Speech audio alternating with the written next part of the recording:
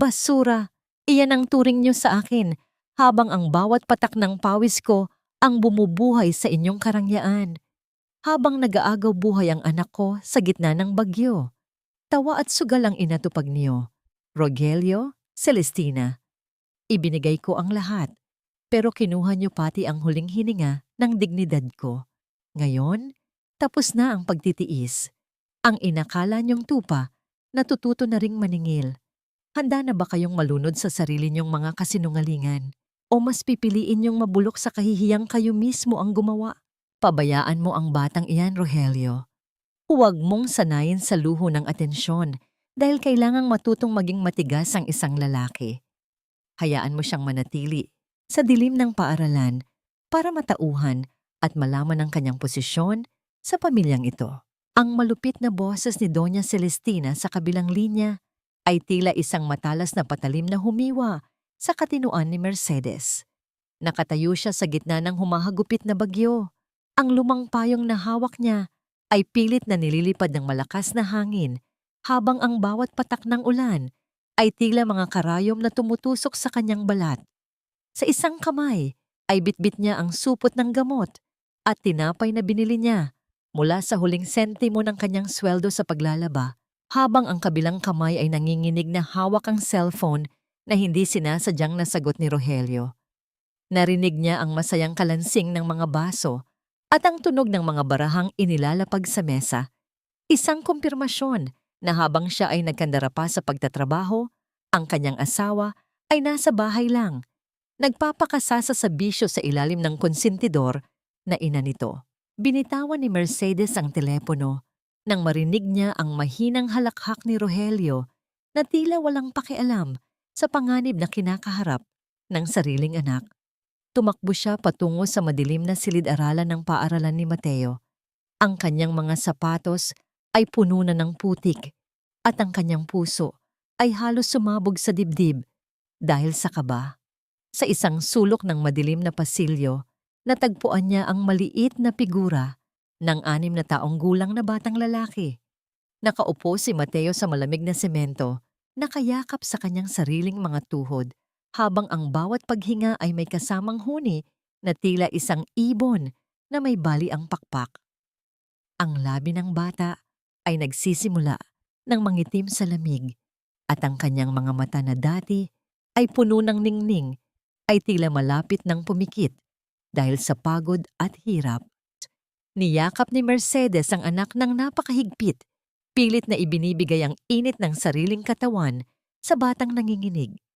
Nararamdaman niya ang mabilis na tibok ng puso ni Mateo na tila isang munting tambol na nagmamadali sa takot. Walang salitang lumabas sa bibig ni Mercedes, kundi ang mga piping hikbi na pilit niyang pinipigilan upang hindi lalong matakot ang bata. Pinalis niya ang ulan sa mukha ni Mateo, ngunit ang bawat punas niya ay napapalitan ng sarili niyang mga luha na hindi na niya mapigilan. Pagdating nila sa bahay, sinalubong sila ng amoy ng masarap na hapunan at ang mainit na liwanag ng sala. Doon ay nakaupo si Doña Celestina, suot ang kanyang mamahaling seda na duster, habang si Rogelio ay abala sa pagbibilang ng kanyang mga baraha. Ni hindi man lang tumayo ang dalawa nang makitang basang-basa at halos hindi makahinga ang mag-ina. Sa halip, isang mapang-uring tingin ang ibinigay ni Celestina kay Mercedes bago ito humigop ng mainit na tsaa. Masyado kang dramatic, Mercedes. Ganyan talaga ang buhay. Kailangang matuto ng disiplina ng anak mo. Bakit kailangang magmukha kang basang sisiw sa harap namin? Nakakahiya sa mga kapitbahay kung makikita ka nilang ganyan, ang sabi ni Celestina sa isang tono na puno ng pang-uuyam. Tumingin si Mercedes kay Rogelio, naghahanap ng kahit katiting na pag-aalala sa mga mata ng asawa. Ngunit tinalikuran lamang siya nito at muling itinuon ang pansin sa pagsusugal. Sa sandaling iyon, naramdaman ni Mercedes ang isang kakaibang katahimikan sa kanyang kalooban. Isang uri ng pagkabasag na hindi na kailanman mabubuo pa. Tumingin siya sa kanyang mga kamay na kulubot at namumuti dahil sa buong araw na pagbababad sa sabon at tubig At pagkatapos ay sa kanyang anak na ngayon ay nakasandal sa kanyang binti, mahina at walang kalaban-laban. Pumasok siya sa loob ng kanilang maliit na silid, hindi dahil sa pagsunod, kundi dahil sa takot na baka ang galit na naglalaboy sa kanyang dugo ay sumabog at makasakit sa batang inosente. Habang inilalatag niya si Mateo sa manipis na banig, ang tanging naririnig niya ay ang tunog ng ulan sa bubong na tila isang walang katapusang panaghoy. Isang tanong ang paulit-ulit na bumubulong sa kanyang isipan. Isang katanungan na tila walang sagot sa gitna ng kadilimang ito. Hanggang kailan ko ba dapat ipagpalit ang aking kaluluwa para sa isang pamilyang itinuturing akong alipin at ang anak ko ay isang pabigat lamang? Nakatitig si Mercedes sa kisame, sa mga mantsa ng lumang tumutulo na tubig na tila isang mapa ng kanyang mga kabiguan. Alam niya na ang bagyong nasa labas ay lilipas din, ngunit ang bagyong nagsisimulang mabuo sa loob ng kanyang puso ay sisiguruhing walang matitirang bakas ng dati niyang pagkatao. Ang bawat kalyo sa palad ni Mercedes ay kwento ng libu-libong kusot at piga. Sa tuwing ilulubog niya ang kanyang mga kamay sa palangganang puno ng tubig at matapang na sabon, tila unti-unti ring nalulusaw ang kanyang sariling pagkatao. Ang amoy ng chlorine at sikat ng araw sa mga bagong sampay na damit ang tanging pabangong alam ng kanyang balat. Isang pabangong nagpapaalala sa kanya na siya ay isang makina lamang na tagalinis ng dumi ng ibang tao. Madaling araw pa lang ay gising na si Mercedes para asikasuhin ang mga labada ng mga taga-kondo. Ngunit ang bawat sentimong kikitain niya ay tila mayroon ng nakalaang destinasyon bago pa man dumapos sa kanyang palad. Sa sala, naghihintay si Doña Celestina, nakaupo sa kanyang paboritong silya habang nagpapaypay, tila isang reyna na naghihintay ng tributo mula sa kanyang alipin. Iabot mo na rito ang kinita mo sa linggong ito, Mercedes. Alam mo namang kailangang bayaran ng kuryente at ang mga maintenance fee natin dito sa bahay. Bilang isang De La Cruz, kailangang panatilihin natin ang dangal ng tirahang ito. Ang sabi ni Celestina, habang ang kanyang mga mata ay nakatuon sa manipis na sobrang hawak ng mena. Ma'am, kailangan ko po sana ng kahit kaunti para sa gamot ni Mateo. Hindi pa rin po nawawala ang kanyang ubo at kailangan niya ng bagong inhaler. Mahinang pakiusap ni Mercedes. Ang kanyang boses ay nanginginig sa pagitan ng pagod at takot.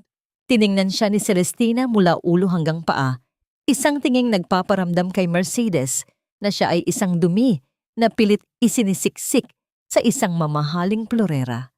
Mercedes, huwag kang madamot. Utang mo sa amin ang posisyon mo ngayon. Kung hindi dahil sa pamilya namin, baka namumulot ka pa rin ng basura sa kalsada. Ibinigay namin sa iyo ang isang respetadong pangalan. Iyan ba ang pasasalamat mo? Pagkakaitan mo ang pamilyang tumanggap sa iyo? Ang drama mo talaga. Parang hindi ka naman namin pinapakain dito. Sa gilid, si Rogelio ay abala sa pag-aayos ng kanyang buhok sa harap ng salamin. Naghahanda para sa isa na namang business meeting na alam naman ni Mercedes na sa bilihan lang ng loto o sa bilyaran ng bagsak. Love, ibigay mo na kay Mama. Alam mo namang si Mama ang mas nakakaalam sa pagpapatakbo ng finances natin. Magtiwala ka lang. Kapag nag-click na ang project ko, hindi mo na kailangang maglaba habang buhay. Sabi ni Rogelio na may kasamang kindat na dati ay nagpapatibok ng puso ni Mercedes, ngunit ngayon ay nagdudulot na lamang ng hapdi sa kanyang dibdib. Napilitang bitawan ni Mercedes ang sobre. Pinanood niya ang mga daliri ng biyenan na mabilis na binilang ang pera. Ang tunog ng papel na nagkikiskisan ay tila isang pangungutya sa kanyang mga pagod na kalamnan. Maya-maya pa ay lumabas si Celestina sa balkonahe para makipag-usap sa mga kapitbahay. Ang boses nito ay biglang nagbago, naging malambing at puno ng pagmamayabang. Ay naku, Maring Susing, itong si Mercedes talaga. Ayaw tumigil sa pagtatrabaho. Sabi ko naman sa kanya, huwag na siyang magpakapagod dahil sapat naman ang kinikita ng anak ko Pero sadyang masipag lang talaga itong manugang ko. Gusto niya raw kasing makatulong sa mga charity works namin sa simbahan. Napayuko si Mercedes habang isinasampay ang mga puting kumot. Ang bawat salita ni Celestina ay tila mga tanikalang ginto na lalong nagpapabigat sa kanyang mga balikat. Ang dangal na ipinagmamalaki ng pamilya ay itinayo sa ibabaw ng kanyang mga luha at pagod, isang magandang maskara na nagtatago sa nabubulok na realidad sa loob ng kanilang tahanan. Nang dumaan ang hapon, habang naglilinis ng silid ni Rogelio, may isang papel na nalaglag mula sa lumang pitaka ng kanyang asawa. Pinulot ito ni Mercedes. Iniisip na baka ito ay isang mahalagang resibo.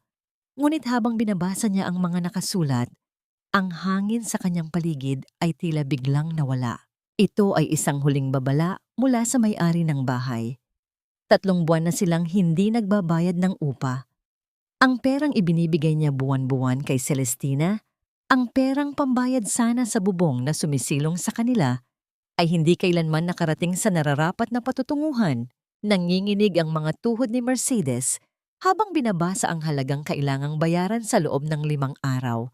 Kung hindi ay mapipilitan silang lisanin ang bahay. Ang bawat sentimo ng kanyang hirap ay naglaho na tila bula. Habang ang banyos ng pamilyang De La Cruz ay nananatiling makintab sa paningin ng mundo. Napatingin si Mercedes sa kanyang anak na si Mateo na mahimbing na natutulog sa sahig. Walang kamalay-malay na. Ang tanging mundong alam nito ay malapit ng gumuho. Ang katahimikan sa loob ng kwarto ay tila isang mabigat na kumot na sumasakal sa kanya. At sa unang pagkakataon, ang takot ay napalitan ng isang mapait at malamig na determinasyon. Saan dinala ni Mama ang pera? Rogelio? Para kay Mercedes, ang salitang utang na loob ay hindi lamang isang konsepto. Ito ay isang bakal na kadena na nakapulupot sa kanyang puso at kaluluwa mula pa noong araw na tinanggap siya ng mga De La Cruz. 10 taon na ang nakalipas, sariwa pa sa kanyang alaala ang imahe ng kanyang sarili bilang isang 18 taong gulang na dalaga. Nakatayo sa harap ng puntod ng kanyang mga magulang, tila isang naligaw na dahon sa gitna ng isang malawak at mapait na mundo. Si Rogelio noon ang kanyang naging kanlungan, isang binatang may matamis na ngiti at mga pangakong tila kayang abutin ang mga bituin. Ipinakilala siya nito sa ina, si Doña Celestina, na sa unang tingin ay isang anghel na bumaba mula sa langit. Ibinukas ni Celestina ang pinto ng kanilang malaking bahay, isang tahanang hindi pa nasasaksihan ni Mercedes kahit sa kanyang mga panaginip. "Huwag kang mag-alala, iha. Mula ngayon kami na ang iyong pamilya," ang sabi ni Celestina noon habang hinahaplos ang buhok ni Mercedes. Ang haplos na yon, na sa umpisa ay nagbigay ng kapanatagan, ay hindi niya namalayang simula pala ng paggapos sa kanya. Pumayag siyang tumigil sa pag-aaral dahil ayon kay Celestina, mas mahalaga ang pagiging isang mabuting asawa kaysa sa isang diploma na kukupas din. Pinakasalan niya si Rogelio sa isang simpleng seremonya. Bit-bit ang paniwalang ang pag-ibig ay sapat na para bumuo ng isang paraiso. Ngunit ang paraisong yon ay mayroong mga nakatagong kondisyon. Bawat bigas na isusubo niya ay paalala na galing ito sa perang De La Cruz. Bawat damit na isusuot niya ay ipapamukhang regalo mula sa kabutihang loob ng biyenan. Unti-unti, ang utang na loob ay naging isang buwis na hindi nauubos. Isang buwis na binabayaran niya gamit ang kanyang mga pangarap, ang kanyang kalayaan, at ngayon, pati na rin ang kinabukasan ng kanyang anak. Bumalik sa kasalukuyan si Mercedes nang makita ang kumikinang na singsing sa kanyang daliri, ang tanging mamahaling bagay na ibinigay sa kanya ni Rogelio. Ngunit kahit ito ay tila isang posas na kumikinang, isang paalala sa mga sumpaan at pangakong matagal nang napako. Hawak pa rin niya ang liham ng pagpapaalis. Ang bawat salita ay tila latigo na humahagupit sa kanyang likod. "Mercedes, anong papel iyan? Bakit ganyan ang itsura mo?" Ang tanong ni Celestina na kalalabas lang mula sa kanyang silid matapos ang isang mahabang siesta. Ang tono nito ay tila nag-aalala, ngunit ang mga mata nito ay matalas na nakamasid, handang maglunsad ng panibagong atake ng pagkukonsensya. Hindi sumagot si Mercedes. Dahan-dahan niyang inilapag ang papel sa ibabaw ng mesa. Ang katahimikan ay tila isang bombang malapit ng sumabog. Kinuha ni Celestina ang liham at habang binabasa ito, ang kanyang mukha ay nagpakita ng panandaliang pagkagulat bago ito muling napalitan ng isang mapagkunwaring kahinahunan. Hay nako, ito lang ba ang ipinag-aalala mo? Maliit na bagay. Ang may-ari ng bahay na ito ay kaibigan ko. Masyado lang silang istrikto sa petsa. Ako na ang bahalang kumausap sa kanila, sabi ni Celestina, sabay lukot ng papel na para bang ito ay isang langaw lamang na kailangang itapon. Subalit sa pagkakataong ito, may ibang nagbago sa loob ni Mercedes. Ang dating tupa na laging nakayuko ay dahan-dahang itinaas ang kanyang ulo. Ang kanyang mga mata, na karaniwang puno ng pagod at pagtanggap, ay mayroon ng bahid ng pagdududa at paglaban. Saan niyo po dinala ang 3 buwang hulog na ibinigay ko sa inyo? Ang tanong ni Mercedes, mahina, ngunit matatag. Ang bawat salita ay maingat na binitawan na may bigat na hindi pa naririnig ni Celestina mula sa kanya kailanman. Natahimik si Celestina. Ang kanyang pagpapanggap ay biglang nagkaroon ng lamat. Aba! At may karapatan ka na palang magtanong at pagdudahan ako. Pagkatapos ng lahat ng ginawa namin para sa'yo, ito ang isusukli mo? Hindi ka ba nahihiya, Mercedes? Ang pera ay pera lang. Pero ang dangal, hindi nabibili iyan. Ang dangal po ba? Ang magbibigay ng bubong sa ulo ng apo ninyo kapag pinalayas tayo rito? Ang dangal po ba ang bibili ng gamot na kailangan niya para makahinga? Sumagot si Mercedes. Ang kanyang boses ay bahagyang tumaas, puno ng sakit at pait na matagal niyang kinimkim. Bago pa man makasagot si Celestina, isang malakas na kalabog ang narinig nila mula sa pintuan. Sabay silang napalingon. Nakatayo roon ang isang lalaking may makapal na bigote, kinatawan ng may-ari ng apartment. Hindi siya ngumingiti. Sa kanyang kamay, may hawak siyang isang mas formal at pinal na dokumento. Pasensya na po sa abala, pero kailangan ko na pong iserve ito. 1 linggo na lang po ang palugit ninyo para lisanin ang lugar na ito. Final notice na po ito. Ang mga salita ng lalaki ay tila isang martilyo na tuluyang bumasag sa manipis na yelong tinutuntungan ni Mercedes. Napatingin siya kay Celestina, na ngayon ay namumutla na at hindi makapagsalita. Ang lahat ng kasinungalingan, ang lahat ng pagpapanggap, ay nakalantad na ngayon sa ilalim ng malamig at walang awang liwanag ng katotohanan. Ang rehas na ginto na matagal nang kumukulong sa kanya ay bigla na lamang gumuho. Iniiwan siyang nakalantad at walang masisilungan sa gitna ng paparating na unos. Ang bahay ng mga De La Cruz ay nababalot ng isang katahimikang mas maingay pa sa sigawan. Mula nang umalis ang kinatawan ng may-ari, si Doña Celestina ay nagkulong sa kanyang silid at tanging ang mga mahihinang bulong ng pagdarasal na may halong pagmumura ang maririnig mula sa loob. Si Rogelio naman ay tila hangin na hindi mahagilap. Bigla na lang nawala matapos ang mainit na sagutan nila ni Mercedes. Naiwan si Mercedes sa sala, nakaupo sa sahig habang si Mateo ay natutulog sa kanyang kandungan. Ang bawat sulok ng bahay na dati ay tinitingnan niya bilang simbolo ng pamilya ay ngayon ay tila mga pader ng isang kulungan na malapit nang gumuho. Wala siyang maramdamang galit o takot. Ang tanging naroon ay isang malawak na kawalan, isang pagkapagod na umaabot hanggang sa kaibuturan ng kanyang mga buto. Upang takasan ang nakakabinging katahimikan, dinala niya ang isang malaking bunton ng labahin sa communal laundry area sa basement ng gusali. Doon, sa kanyang kaharian ng bula at pawis, sandali siyang malaya. Ang paulit-ulit na pagkusot ng damit sa lababo ay naging kanyang paraan ng pagninilay. Bawat piga ay tila pagpigarin sa sakit na bumabara sa kanyang dibdib. Bawat sampay ay isang pag-asa na sana, tulad ng mga damit, matutuyo rin ang kanyang mga luha.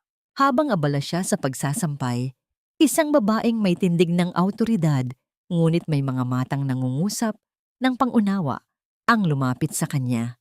Ito si Attorney Liza Moreno, ang abogadong umuupa sa isang unit sa itaas. Isa sa kanyang mga regular na suki. Mukhang napakarami niyan ngayon, Aling Mercedes. Magpahinga rin po kayo paminsan-minsan, sabi ni Liza sa isang malumanay na boses, habang iniaabot ang bayad para sa kanyang mga nalabhan. Ngumiti si Mercedes, isang pilit na ngiting hindi umabot sa kanyang mga mata. Okay lang po, attorney. Sanay na po ang katawan. Maraming salamat po sa bayad. Nang tanggapin ni Mercedes ang pera, napansin ni Attorney Liza ang kanyang mga kamay. Ang balat nito ay namumula at nagbabalat dahil sa kemikal, at sa kanyang pulsungan may isang maliit at nangingitim na pasa. Hindi ito pasa mula sa paglalaba. Ito ay pasa mula sa mahigpit na pagkakahawak, marahil sa sarili, marahil sa iba. Hindi nagtanong si Liza tungkol dito. Sa halip, ang tingin niya ay napuno ng isang uri ng pagkilala, isang pag-unawang hindi nangangailangan ng salita. Aling Mercedes, alam nyo, ang mga kamay na katulad ng sa inyo, iyan ang mga kamay na bumubuo ng mundo. Pero madalas, iyan din ang mga kamay na walang naiiwan para sa sarili nila. Sabi ni Liza, ang kanyang mga salita ay tila isang balsamo sa sugatang kaluluwa ni Mercedes. Napatitig si Mercedes sa abogado. Nagulat na sa libo-libong taong nakakakita sa kanyang paghihirap. Ito ang unang pagkakataon na may isang taong hindi lang tumingin, kundi nakakita talaga. Dumukot si Attorney Liza sa kanyang pitaka at naglabas ng isang maliit at puting calling card. Iniabot niya ito kay Mercedes. Ang mga letra ay simple, ngunit matatag. Attorney Liza Moreno, Legal Counsel. Hindi ito bayad para sa serbisyo mo, Aling Mercedes. Ito ay isang paanyaya. Walang obligasyon, walang tanong. Pero kung darating ang araw na pakiramdam mo, ay nalulunod ka na at wala nang ibang makakapitan. Tinitigan ni Liza si Mercedes nang diretso sa mga mata. Tumawag ka kapag hindi mo na kaya. Hinawakan ni Mercedes ang maliit na piraso ng karton. Sa kanyang pagod na palad, ito ay tila may bigat ng isang pangako at isang desisyon. Sa uunang pagkakataon, sa loob ng 10 taon, isang pintuan ang nagbukas sa harap niya. Isang pintuang hindi niya alam kung handa ba siyang pasukin, ngunit alam niyang nariyan, naghihintay. Ito ang batas ng tadhana, isang hindi inaasahang pagtatagpo na maaaring maging simula ng kanyang paglaya o ng mas malalim pa niyang pagkakagapos. Kailangan kong umalis, Mercedes. Huwag mo na akong tanungin dahil para rin ito sa atin. Isang malaking project ang naghihintay sa akin sa Clark. At kapag nag-click ito, tayo na ang bibili ng bahay na ito at hindi lang uupa. Ang boses ni Rogelio ay puno ng huwad na sigla habang nagmamadali siyang mag-impake ng kanyang mga gamit. Hindi makapagsalita si Mercedes. Nakatayo lang siya sa may pintuan ng kanilang silid. Pinapanood ang kanyang asawa na tila isang estranghero na nagmamadaling takasan ang isang lumiliyab na gusali. Ang bawat pangako ni Rogelio ay tila isang sirang plaka na paulit-ulit na tumutugtog sa kanyang pandinig. Nawawalan na ng himig, nawawalan na ng katotohanan. Huwag kang mag-alala, love. Si Mama na ang bahala rito habang wala ako. Magtiwala ka lang sa asawa mo, sabi ni Rogelio, sabay halik sa noo ni Mercedes. Isang halik na malamig at walang lasa, tila isang ritual na kailangan lang gawin bago ang tuluyang pag-alis. Nang marinig ni Mercedes ang tunog ng pagsasara ng pinto sa labas, ang katahimikan sa loob ng kwarto ay naging mas lalong mabigat.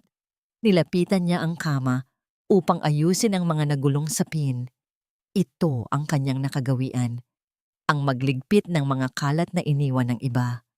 Habang itinataas niya ang una ni Rogelio para ipagpag ito May isang bagay na nalaglag sa sahig. Ito ay isang maliit na bundle ng mga papel na nakatali ng goma. Sa unang tingin, akala ni Mercedes ay pera ito na nakalimutan ng asawa at sandali siyang nakaramdam ng kaba na baka kailanganin ito ni Rogelio sa kanyang biyahe. Ngunit nang buksan niya ang mga papel, ang kanyang mundo ay tila tumigil sa pag-ikot. Hindi ito pera. Ang mga ito ay mga resibo mula sa isang sikat na kasino, mga betting slips na may malalaking halaga at mga dokumento ng pagkakasangla ng mga kagamitang hindi niya alam na wala na pala sila. Ang petsa sa mga resibo ay tumutugma sa mga araw na sinabi ni Rogelio na siya ay nasa business meeting o nag-overtime sa trabaho. Ang halaga ng bawat taya ay sapat na sana para bayaran ang upa ng bahay sa loob ng 6 na buwan o para sa operasyon at gamot na kailangan ni Mateo.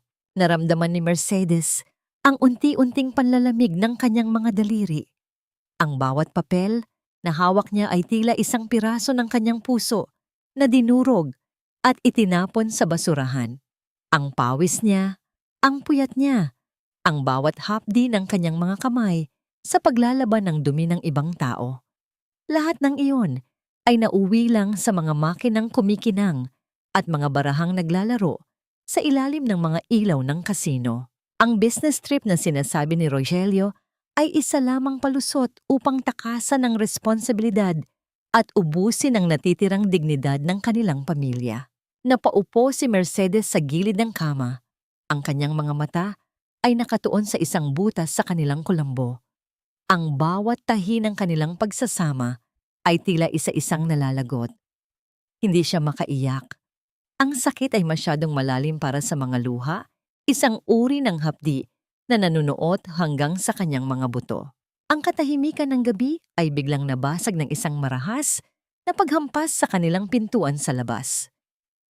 Hindi ito ang mahinhin na katok ng isang kaibigan o kapitbahay.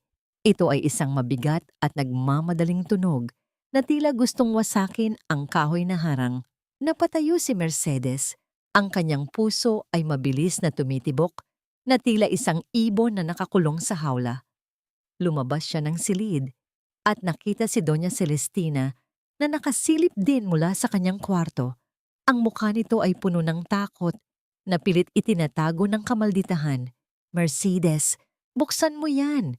Sino ba ang istorbo na yan sa oras ng pahinga ko? Sigaw ni Celestina, bagamat hindi ito makalapit sa pinto. Dahan-dahang lumapit si Mercedes sa pintuan. Nang buksan niya ang maliit na bintanilya, nakita niya ang isang lalaking may madilim na mukha at matatalas na mata. Ang boses nito ay parang semento, tuyo at matigas. Nasaan si Rogelio de la Cruz? Sabihin mo sa asawa mo, hindi na siya makakapagtago. Ang utang niya ay hindi na pwedeng palipasin. 3 araw, Mrs. 3 araw lang o kami mismo ang kukuha ng pambayad sa loob ng bahay na ito. Isinara ni Mercedes ang bintanilya. Ngunit ang mga salita ng lalaki ay tila nanatiling nakatatak sa hangin. Napatingin siya kay Celestina na ngayon ay napahawak sa kanyang dibdib, tila naghahanap ng script para sa kanyang susunod na pag-arte. Ngunit sa pagkakataong ito, wala nang salitang lumabas sa bibig ng matanda. Ang lihim sa ilalim ng unan ay nanganak ng isang panganib na hindi na kayang itago ng anumang pagpapanggap. Ang dangal ay hindi lang tungkol sa apelyido, Mercedes. Ito ay tungkol sa kung paano tayo nakikita ng mundo. Sa Sabado, sa party ni Doña Victoria, hindi maaring magmukha akong pulubi habang ang lahat ay nakasuot ng nagniningning na mga hiyas. Ang kwintas na ito ang magpapatunay na ang pamilya de la Cruz ay nananatiling matatag sa kabila ng lahat. Ang boses ni Doña Celestina ay tila isang malamig na hangin na dumadaan sa silid, habang ang kanyang mga daliri ay dahan-dahang hinahaplos ang makintab na pahina ng isang katalog ng mga alahas. Sa kabilang dako ng silid, ang bawat paghinga ni Mateo ay tila isang marahas na pagpunit sa katahimikan. Ang tunog ng kanyang paghinga ay may kasamang huni na tila isang maliit na hayop na nahihirapan Sa ilalim ng isang mabigat na pasanin, ang bata ay nakasandal sa dibdib ni Mercedes. Ang kanyang maliliit na balikat ay tumataas at bumababa sa isang desperadong ritmo upang kumuha ng hangin. Ma, ang huling 5,000 na kinitang piga ko noong nakaraang linggo. Kailangan po nating iyon para sa nebulizer ni Mateo. Halos wala na siyang mahigop na hangin at ang gamot niya ay tuyong-tuyo na. Ang pakiusap ni Mercedes, ang kanyang boses, ay tila isang manipis na sinulidrid na malapit ng maputol. Tumingin si Celestina sa kanyang manugang. Ang kanyang mga mata ay walang bakas ng awa, kundi puno ng inis na tila ba ang sakit ng apo ay isang istorbo lamang sa kanyang mga plano. Mercedes, huwag kang maging makitid ang utak. Ang bata ay may sipon lang. Painumin mo ng maraming tubig at mawawala rin yan.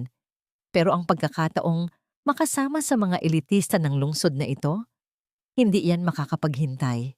Ang kwintas na ito ang susi para maniwala ang mga tao na ang anak ko ay isang matagumpay na negosyante pa rin. Kapag nakuha natin ang respeto nila, babalik ang swerte sa atin. Naramdaman ni Mercedes ang isang matinding hapdi sa kanyang lalamunan. Ang perang pinag-uusapan nila ay hindi galing sa langit.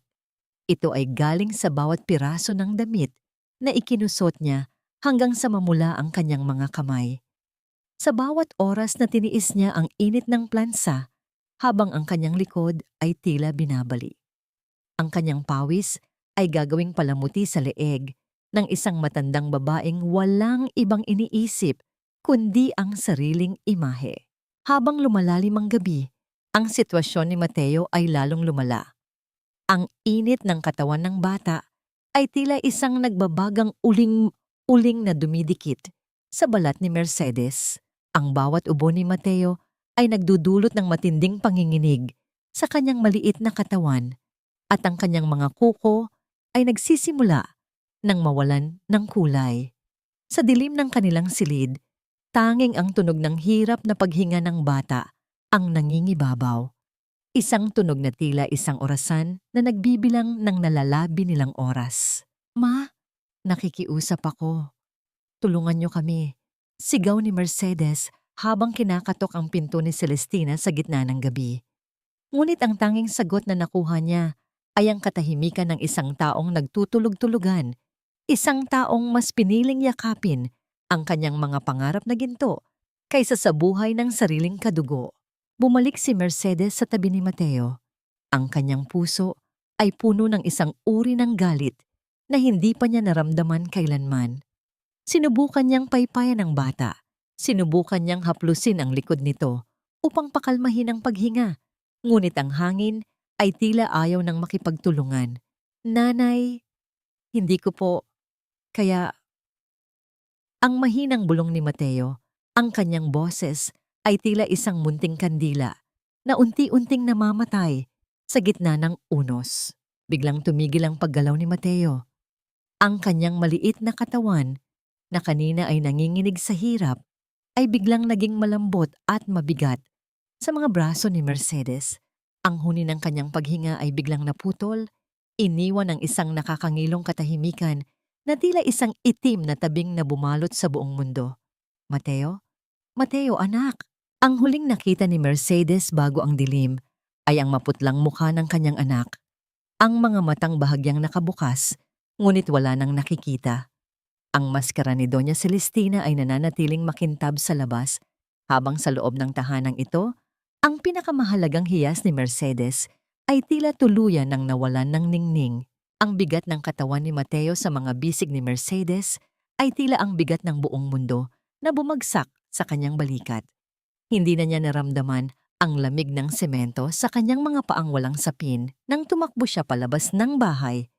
Suot lamang ang manipis na duster na basang-basa ng pawis at luha. Ang bawat hakbang niya sa madilim na kalsada ay isang pakikipagbuno sa tadhana, habang ang ulan ay patuloy na bumubuhos, tila isang malupit na saksing walang balak tumulong. Sa loob ng emergency room ng pampublikong ospital, ang hangin ay amoy gamot at kawalan ng pag-asa. Pinanood ni Mercedes ang mga nurse na mabilis na kinuha si Mateo mula sa kanya. Ang maliit na katawan ng kanyang anak ay napalilibutan na ngayon ng mga tubo at makinarya na naglalayong ibalik ang hanging ipinagkait sa kanya ng sariling pamilya. Nakatayo si Mercedes sa isang sulok, nanginginig. Ang kanyang mga kamay ay nananatiling nasa posisyon ng pagkakayakap kahit wala na roon ang kanyang anak. Lumipas ang mga oras na tila mga taon. Ang bawat pagdaan ng mga doktor ay nagdudulot ng panibagong kaba sa kanyang dibdib. Sa gitna ng kanyang paghihintay, narinig niya ang mga mabibigat at pasuray-suray na hakbang na paparating.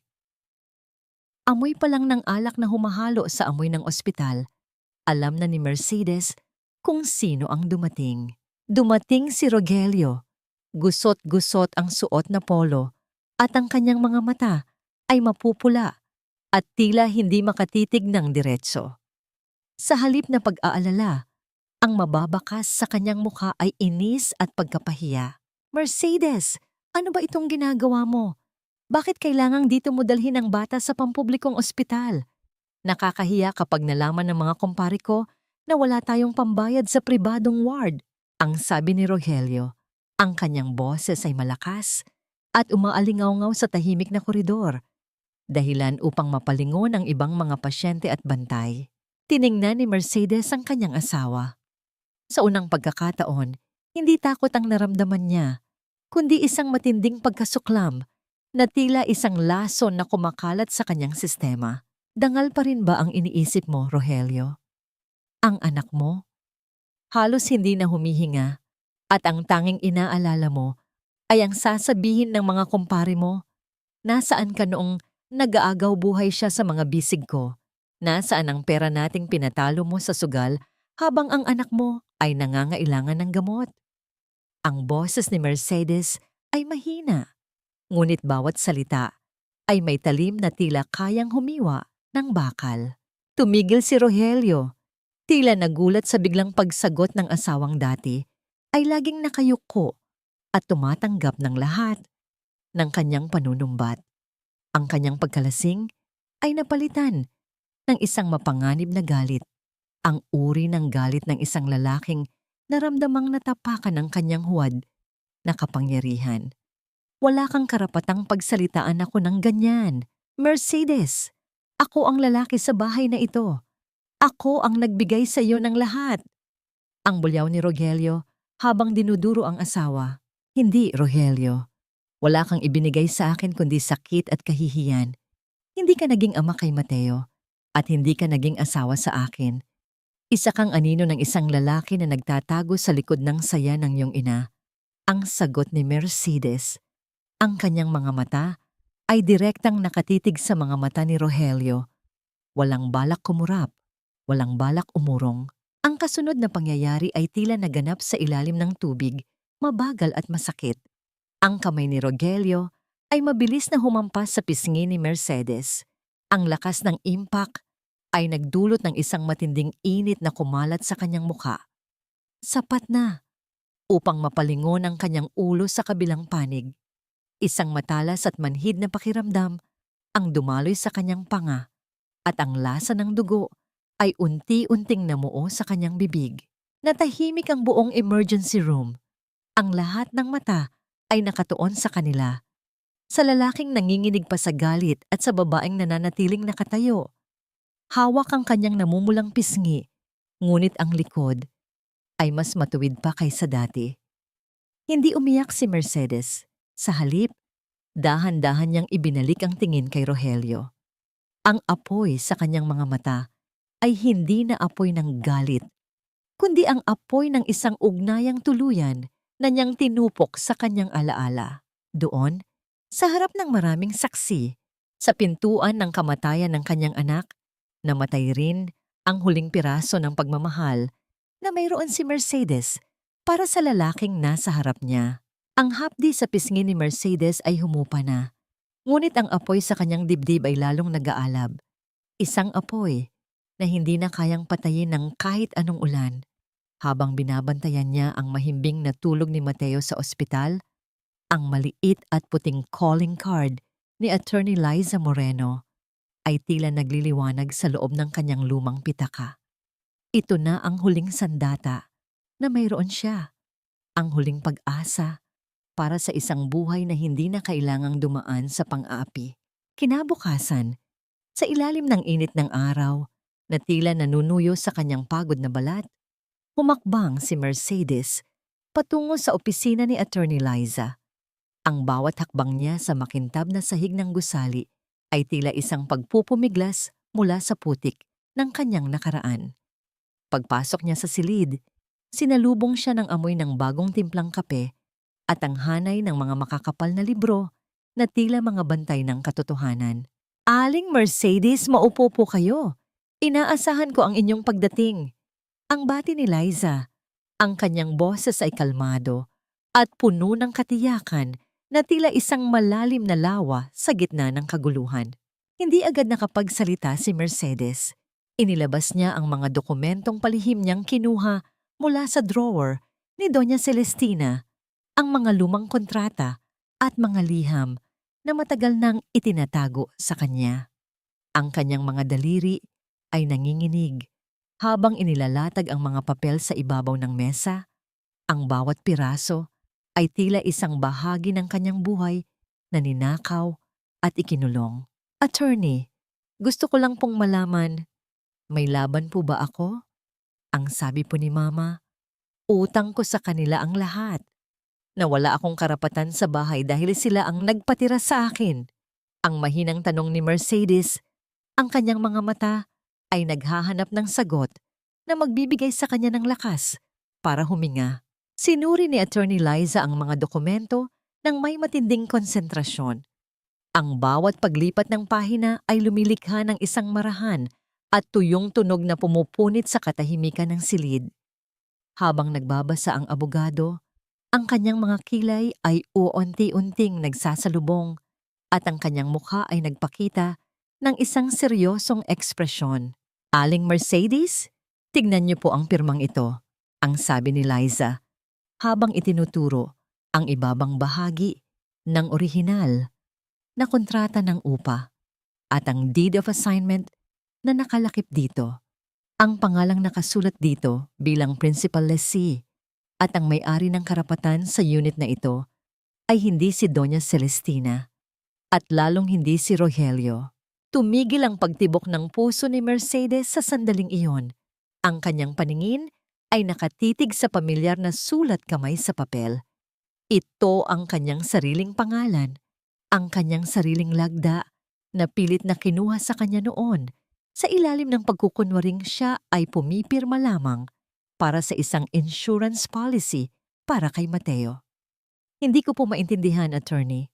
Ibig sabihin nito, Aling Mercedes, ikaw ang legal na may-ari ng karapatan sa bahay na tinitirhan ninyo. Ang bawat sentimong ibinabayad mo ay sa pangalan mo napupunta. Sa madaling salita, ikaw ang may-ari ng bubong na sumisilong sa kanila at hindi sila ang nagpapatira sa iyo. Sila ang nakatira sa ilalim ng iyong kabutihang loob. Ang paliwanag ni Liza, ang bawat salita ay tila isang kidlat na tumama sa isipan ni Mercedes. Naramdaman ni Mercedes ang isang matinding panginginig sa kanyang buong katawan. Ang 10 taon ng pagyuko, ang 10 taon ng pagtanggap ng mga insulto na tila ba siya ay isang pulubing binigyan ng limos, ang 10 taon ng paniniwalang siya ay isang pasanin. Lahat ng iyon ay isang malaking kasinungalingan. Ang utang na loob na naging kadena niya ay isang ilusyon lamang na binuo ni Celestina para manatili siyang alipin sa sarili niyang tahanan. Isang matalim at malamig na ngiti ang dahan-dahang gumuhit sa mga labi ni Mercedes. Isang ganang ngiting hindi pa kailanman nakita ng kahit sino sa kanyang mukha. Ang leon na matagal nang natutulog sa ilalim ng kanyang pagkatao ay nagising na. At sa pagkakataong ito, hindi na ito muling pipikit. Anong kailangan nating gawin, Attorney? Handa na po akong bawiin ang lahat. Ang sabi ni Mercedes, ang kanyang boses ay wala na ang panginginig, kundi puno na ng isang mapanganib na determinasyon. Tinitigan siya ni Liza ng may paghanga. Maghanda ka, Mercedes. Dahil sa sandaling malaman nila ang katotohanan ito, gagawin nila ang lahat para manatili ka sa ilalim nila. Pero huwag kang mag-alala. Nasa panig mo ang batas at nasa panig mo ako. Lumabas si Mercedes ng opisina na may ibang tindig. Ang hangin sa labas ay tila mas madaling malanghap at ang sikat ng araw ay hindi na tila nanunuyo, kundi nagbibigay ng bagong liwanag. Hawak niya ang sikretong sisira sa kaharian ng mga De La Cruz at alam niyang ang susunod niyang pagtapak sa bahay na yon ay hindi na bilang isang katulong, kundi bilang ang tunay na reyna na matagal na nilang ninakawan. Love, pakinggan mo muna ako. Alam ko, nagkamali ako, pero ginawa ko lang naman ang lahat para sa atin, para sa future natin ni Mateo. Ang boses ni Rogelio ay puno ng panginginig, isang uri ng pagsusumamo na dati ay sapat na para palambutin ang puso ni Mercedes. Nakatayo si Mercedes sa harap ng kanilang lumang aparador. Ang kanyang mga kamay ay abala sa pagtitiklop ng mga maliliit na damit ni Mateo na bagong laba. Ang amoy ng murang sabon ay humahalimuyak sa silid, isang amoy na nagpapaalala sa kanya ng bawat oras na ginugol niya sa tapat ng palanggana habang ang kanyang likod ay tila binabali ng pagod. Hindi siya tumitingin kay Rogelio. Ang bawat galaw niya ay tumpak at malamig, tila isang makina na walang nararamdaman. Saang future, Rogelio? Sa future na wala tayong matirhan? O sa future na hindi makahinga ang anak mo dahil mas mahalaga ang taya mo sa kasino kaysa sa buhay niya? Ang tanong ni Mercedes, ang kanyang boses ay patag. Walang emosyon na tila binabasa lamang ang isang listahan ng mga groceries. Napaluhod si Rogelio sa sahig. Ang kanyang mga kamay ay pilit na inaabot ang laylayan ng duster ni Mercedes. I'm sorry, love. I'm so sorry. Ginamit ko ang savings natin. Kinuha ko ang pera kay mama. Pero akala ko talaga mananalo na ako. Gusto ko lang naman tayong iahon sa hirap. Tumigil si Mercedes sa pagtiklop. Dahan-dahan niyang ibinaba ang hawak na damit at humarap sa kanyang asawa. Ang kanyang mga mata ay tila dalawang malalim na balon ng kapaitan. Savings natin. Rogelio, wala tayong savings. Perang pinagpigaan ko ng dugo at pawis ang kinuha mo. At huwag mong idamay ang ina mo. Dahil alam nating dalawa na konsentidor siya sa bawat dumi ng pagkatao mo. Yumuko si Rogelio. Ang kanyang mga balikat ay nayayanig sa mahihinang hikbi. Hindi lang naman sugal ang dahilan. Mercedes, may hiningan ako ng tulong noon. Isang kaibigan. Akala ko, makakatulong siya sa business na pinaplano ko. Pero niloko rin niya ako. Kailangan ko siyang bayaran. Kailangan kong asikasuhin ang mga pangangailangan niya. Dahil kung hindi, isusumbong niya ako sa mga pulis. Naramdaman ni Mercedes ang isang kakaibang kaba sa kanyang dibdib. Anong kaibigan, Rogelio? At bakit kailangang sa savings natin kinuha ang pambayad sa kanya? Hindi makapagsalita si Rogelio. Ang kanyang katahimikan ay tila isang amoy ng nabubulok na bagay na unti-unting kumakalat sa silid. Sa sandaling iyon, ang cellphone ni Rogelio na nasa ibabaw ng kama ay umilaw. Ang tunog ng pagdating ng isang mensahe ay tila isang munting hudyat ng paparating na sakuna. Dahan-dahang kinuha ni Mercedes ang telepono. Hindi ito nakalock. Sa screen, pumulaga sa kanya ang isang social media post mula sa isang babaeng nagngangalang Sandra. Ang litrato ay kuha sa isang sikat na beach resort sa Batangas. Doon, nakangiti si Rogelio habang nakayakap sa babae. May hawak na baso ng alak at ang caption ay nakasulat, "Weekend getaway with my king. Thank you for the jewelry, mahal. Worth it ang paghihintay." Ang petsa ng post ay noong nakaraang Sabado, ang araw na sinabi ni Rogelio na mayroon siyang mahalagang business seminar sa probinsya. Ang araw kung kailan si Mateo ay nagsisimulang maghabol ng hininga at si Mercedes ay walang makuhang kahit isang sentimo para sa nebulizer. Naramdaman ni Mercedes ang isang matinding lamig na gumagapang mula sa kanyang mga paa, paakyat sa kanyang puso. Ang bawat salita ni Rogelio kanina tungkol sa future at pagsisisi ay tila mga malalansang laway na idinura sa kanyang mukha. Ang bawat alahas na suot ng babae sa litrato ay tila mga pako na ibinabaon sa kanyang mga palad na kinalyo sa paglalaba. Sino si Sandra Rogelio? Ang tanong ni Mercedes, ang kanyang boses ay halos isang bulong na lamang, ngunit may dalang bigat na tila kayang gumuho ng buong gusali.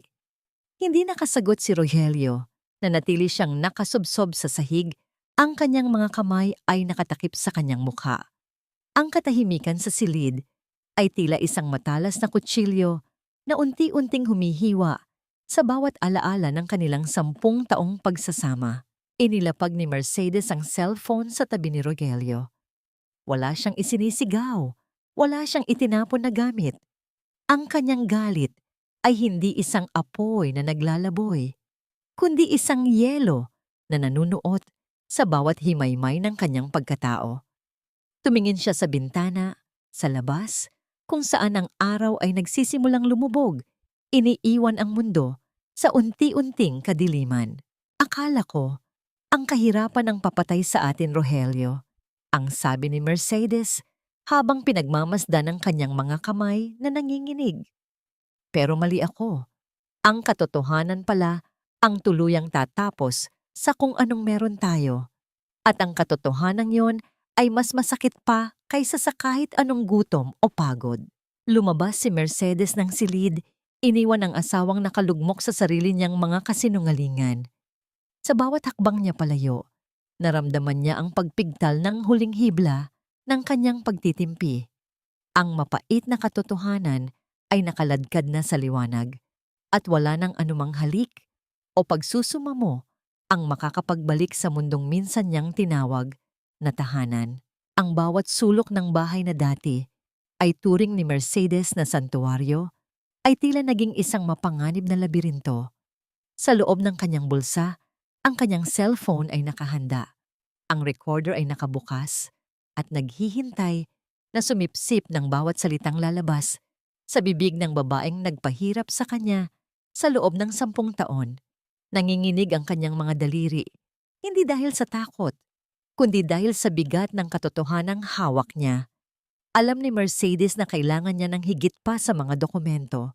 Kailangan niyang marinig mula sa mismong bibig ni Doña Celestina ang pag-amin sa lahat ng pagnanakaw at panlilinlang nito. Pumasok si Mercedes sa kusina, kung saan abala si Celestina sa pag-aayos ng kanyang mga mamahaling tasa ng tsa.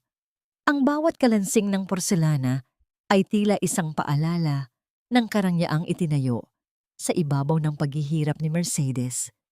Huminga ng malalim si Mercedes, pilit na ibinabalik ang maskara ng isang masunuring manugang. Ma, kailangan ko po talagang malaman kung anong mangyayari sa atin. Ang sabi po ng may-ari ng bahay, aalisin na tayo rito. Paano na po si Mateo? Paano po ang gamot niya kung mawawalan pa tayo ng masisilungan? Ang simula ni Mercedes, ang kanyang boses, ay pilit na pinapaos upang magmukhang desperada at malapit ng umiyak. Tumingin si Celestina sa kanya. Ang kanyang mukha ay puno ng pagkabagot na tila ba ang problema ni Mercedes ay isang langaw na kailangang itaboy. Mercedes, paulit-ulit na lang tayo. Sabi ko naman sa'yo, ako ang bahala. Ang problema sa'yo masyado kang bilib sa sarili mo. Akala mo ba kung wala kami ni Rogelio, may matitirhan ka? Magpasalamat ka na lang na pinahiram ko ang pangalan ko para magkaroon kayo ng bubong. Pero ma, ako po ang nagbabayad ng bawat sentimo. Saan po napunta ang pera? Ibinigay ko po sa inyo ang pambayad sa loob ng 3 buwan. Bakit po tayo palalayasin? Dito ay binitawan ni Celestina ang kanyang tasa. Ang tunog ng pagtama nito sa mesa ay tila isang hudyat ng kanyang sumasabog na kayabangan. Tumayo ang matanda at lumapit kay Mercedes. Ang kanyang mga mata ay naniningkit sa galit. Gusto mong malaman kung nasaan ang pera? Ginamit ko. Ginamit ko para mapanatili ang dangal ng pamilyang ito. Akala mo ba ang mga damit na isinusuot ko at ang mga handa ko sa party ay libre? Rogelio needs to look like a gentleman and I need to look like a donya. Sino ka ba? Isang labandera lang. Ang perang kinikita mo ay maliit na kabayaran lang sa pagkupkup namin sa'yo. Ang bahay na ito, kahit nakapangalan pa sa'yo ang mga kontrata, sa akin pa rin ang huling salita dahil ako ang may hawak sa leeg mo. Naramdaman ni Mercedes ang mabilis na tibok ng kanyang puso. Tila isang tambol na nagmamadali sa loob ng kanyang dibdib. Nakuha na niya ang kailangan niya. Ang pag-amin ni Celestina na sadyang nilustay nito ang pera para sa sariling luho at ang kumpirmasyon na alam nito ang tungkol sa tunay na pag-aari ng bahay. Kahit pumamatay ang apo ninyo dahil sa kawalan ng gamot, kahit po maging palaboy kami ni Mateo, ang huling hirit ni Mercedes, ang boses niya ay nanginginig sa tunay na galit. Tumawa si Celestina, isang tawang tuyo at walang kaluluwa. Ang bata ay bata. Lalaki rin iyan. Pero ang reputasyon ng mga De La Cruz, kapag nadumihan, hindi na malilinis. Masyado kang madrama? Mercedes, hindi ka mamamatay kung mawalan ka ng pera. Sanay ka naman sa hirap, di ba? Iyan ang posisyon mo sa mundo, ang magsilbi sa amin. Habang nagsasalita si Celestina, bigla itong tumigil. Ang kanyang matalas na paningin ay napako sa bulsa ng duster ni Mercedes. May isang maliit na pulang ilaw na bahagyang sumisilip mula sa tela. Isang munting ningning na tila isang mata ng isang saksi sa dilim. Ano yan? Ang tanong ni Celestina. Ang kanyang boses ay biglang naging mapanganib at malamig. Dahan-dahang humakbang pasulong ang matanda. Ang kanyang kamay ay nakadungaw na tila isang kuko ng lawin na handang sumunggab. Naramdaman ni Mercedes ang panlalamig ng kanyang buong katawan. Hindi siya makagalaw. Tila ang kanyang mga paa ay nakabaon sa semento. Ipakita mo sa akin kung anong nasa bulsa mo, Mercedes. Ngayon din. Ang sigaw ni Celestina. Ang kanyang mukha ay malapit na sa mukha ni Mercedes. Sapat na para maamoy ang pait ng kanyang hininga. Sa sandaling iyon, ang kamay ni Celestina ay mabilis na dumapo sa bulsa ni Mercedes. Naramdaman ni Mercedes ang marahas na paghila sa tela ng kanyang duster. Ang tunog ng pagkapunit ng bulsa ay tila isang malakas na hudyat ng kanyang napipintong pagkakahuli. Ang cellphone ay dahan-dahang lumabas mula sa pagkakatago nito. At ang screen ay umilaw, nagpapakita ng tumatakbong oras ng audio recorder. Tumingin si Celestina sa cellphone at pagkatapos ay unti-unting ibinalik ang tingin kay Mercedes. Ang kanyang mga mata ay nanlaki sa gulat bago ito napalitan ng isang matinding puot na tila kayang pumatay sa isang sulyap lamang. Ang bawat segundo ng katahimikan sa pagitan ni Mercedes at Celestina ay tila isang bumibigat na pasanin na malapit nang dumurog sa kanilang dalawa. Hawak ni Celestina ang cellphone ni Mercedes. Ang kanyang mga kuko ay tila ba gustong bumaon sa plastik na balat ng gadget habang ang kanyang mukha ay namumula sa matinding puot. Ngunit bago pa man makapagsalita ang matanda, isang marahas na paghampas sa kanilang pintuan sa labas ang yumanig sa buong bahay. Ang tunog ng pagtama ng kamao sa kahoy ay tila isang hudyat ng paparating na sakuna.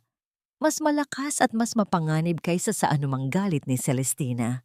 Hindi na naghintay ang nasa labas na pagbuksan sila. Ang pinto ay biglang bumukas ng malakas at pumasok ang isang lalaking may malaking pangangatawan, si Benito. Ang kanyang presensya ay tila isang madilim na anino na sumipsip sa lahat ng liwanag sa sala. Ang amoy ng murang sigarilyo at pawis ay agad na kumalat. Isang amoy na nagpapaalala sa lahat na ang batas ng kalsada ay pumasok na sa loob ng kanilang tahanan. Nasaan ang asawa mo, Mercedes? Nasaan si Rogelio? Ang tanong ni Benito Ang kanyang boses ay malalim at may dalang banta na tila isang dambuhalang hayop na naghahanap ng biktima. Napatayo si Mercedes sa harap ni Mateo, nakapapasyal lang mula sa silid, pilit na itinatago ang anak sa likuran ng kanyang duster. Ang bata ay nanginginig. Ang kanyang maliliit na kamay ay mahigpit na nakakapit sa binti ng kanyang ina, habang ang kanyang mga mata ay nanlalaki sa takot. Wala rito si Rogelio. Hindi namin alam kung nasaan siya. Ang sagot ni Mercedes, pilit na pinapatatag ang kanyang boses kahit ang kanyang puso ay tila gustong kumawala sa kanyang dibdib. Tumawa si Benito, isang tawang walang katuwaan kundi puno ng pang-uuyam. Tumingin siya kay Celestina na ngayon ay nakatayo sa isang sulok, yakap ang sarili at tila nawalan ng lahat ng kanyang kapangyarihan bilang isang donya. Ang matandang De La Cruz. Kumusta ang mga alahas mo? Sapat na ba yan para bayaran ang milyong utang ng anak mo? O kailangan pa naming kunin pati ang mga tasa mong porselana? Ang pangungutya ni Benito habang dahan-dahang naglalakad sa loob ng sala, tinitingnan ang bawat gamit na tila ba pag-aari na niya ang mga ito. Wala kaming pera. Lumayas kayo sa bahay ko. Tatawag ako ng security. Ang sigaw ni Celestina, ngunit ang kanyang boses ay nanginginig at walang bisa. Security. Donya, ang security ng building na ito ay matagal na naming kasabwat. Huwag kang umarte na parang may kapangyarihan ka pa.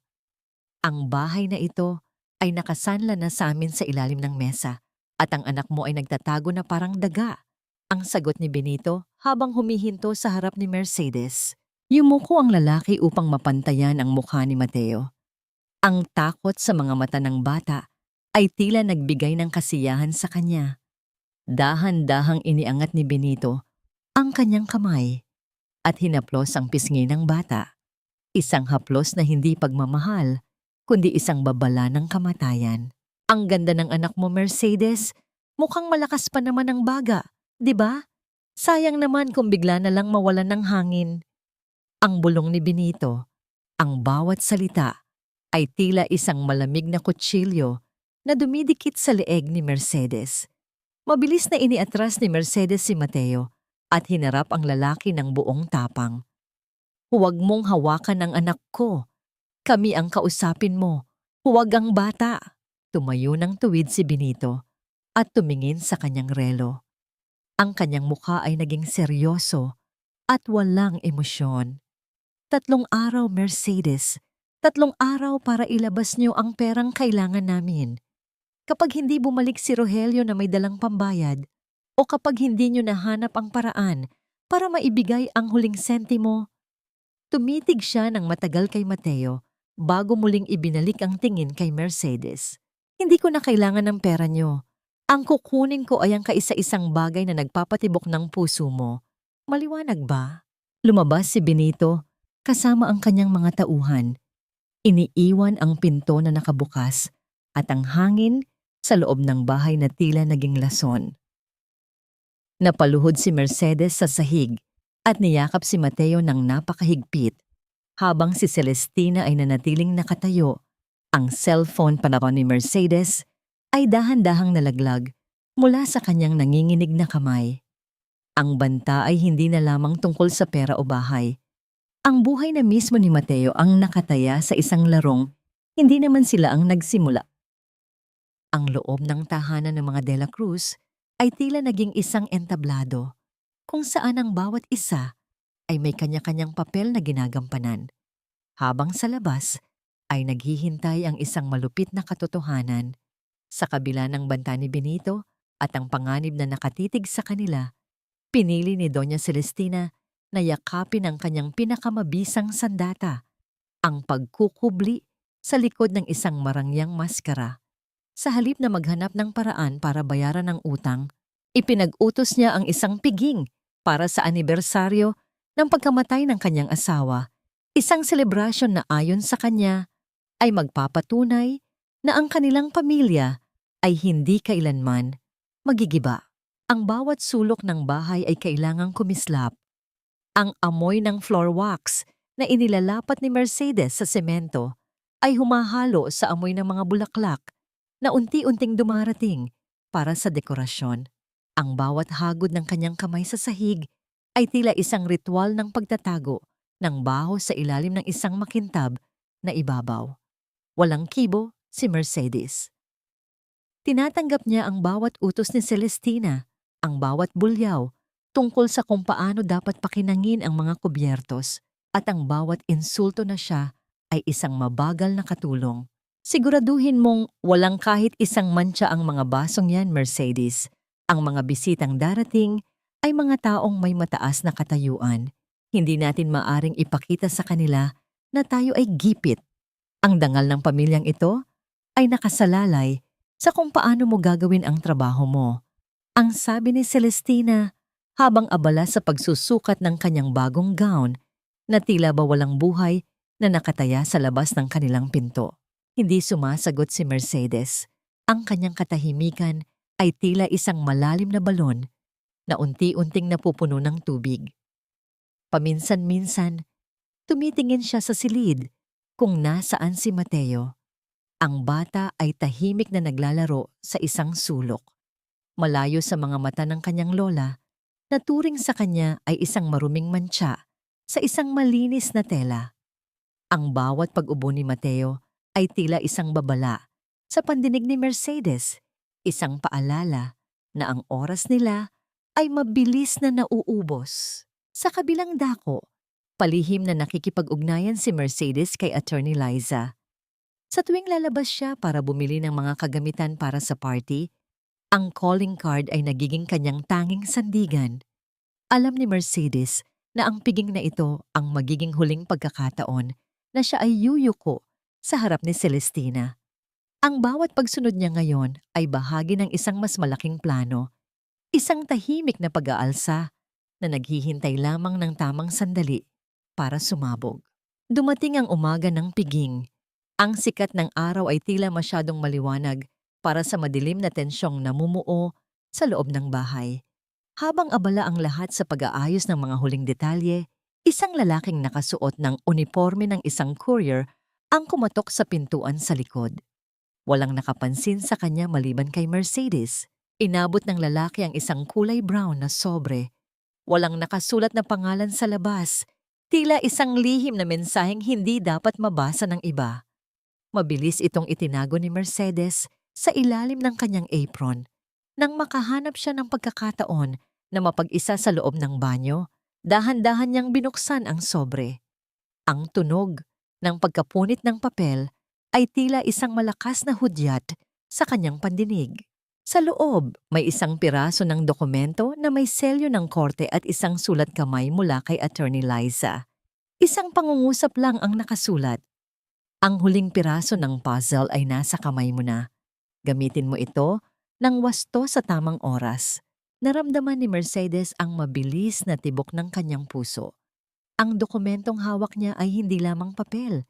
Ito ay ang katibayan ng isang lihim na pag-aari at ang huling pako sa kabaong ng mga kasinungalingan ni Celestina.